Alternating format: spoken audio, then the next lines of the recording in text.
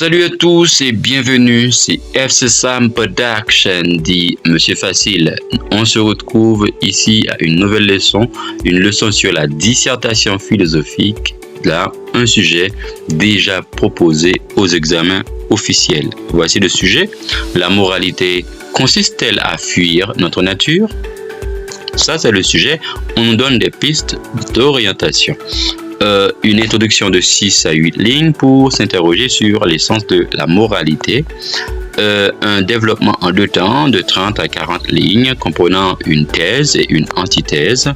Une conclusion de 6 à 8 lignes pour signifier que la moralité consiste tantôt à fuir, tantôt à obéir à notre nature. Voici une introduction. La moralité est un concept complexe qui interroge depuis des siècles philosophes et penseurs.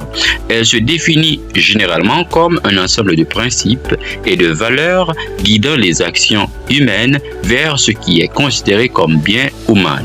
Mais la question se pose, la moralité nous pousse-t-elle à fuir notre nature intrinsèque ou au contraire à obéir?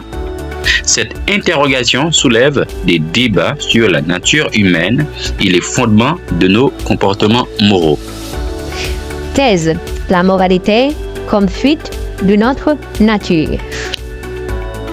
Certains philosophes comme Thomas Hobbes soutiennent que la moralité est une construction sociale destinée à contenir les instincts naturels de l'homme, souvent perçus comme égoïstes et violents. Selon cette perspective, des règles morales sont nécessaires pour éviter le chaos et la guerre de tous contre tous. Ainsi, la moralité serait une forme de fuite de notre nature, une tentative de civiliser et de contrôler nos pulsions naturelles pour vivre en société. Antithèse. La moralité comme expression de notre nature.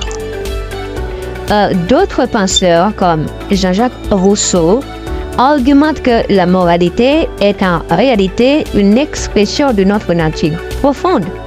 Selon Rousseau, l'homme est naturellement bon et c'est la société qui le corrompt. La moralité, dans ce cas, serait une manifestation de notre véritable nature, une inclination innée vers la compassion, l'empathie et la coopération. Les règles morales ne seraient donc pas une fuite, mais une obéissance à notre nature intrinsèquement bonne. En conclusion, la moralité peut être vue tantôt comme une fuite, tantôt comme une obéissance à notre nature. D'un côté, elle nous éloigne de nos instincts primitifs pour favoriser la vie en société. De l'autre, elle reflète nos inclinations naturelles vers le bien et la coopération. Cette dualité montre la complexité de la moralité et la richesse des débats philosophiques autour de ce concept. On se retrouve à la prochaine leçon dans cette série. Au revoir, ciao ciao.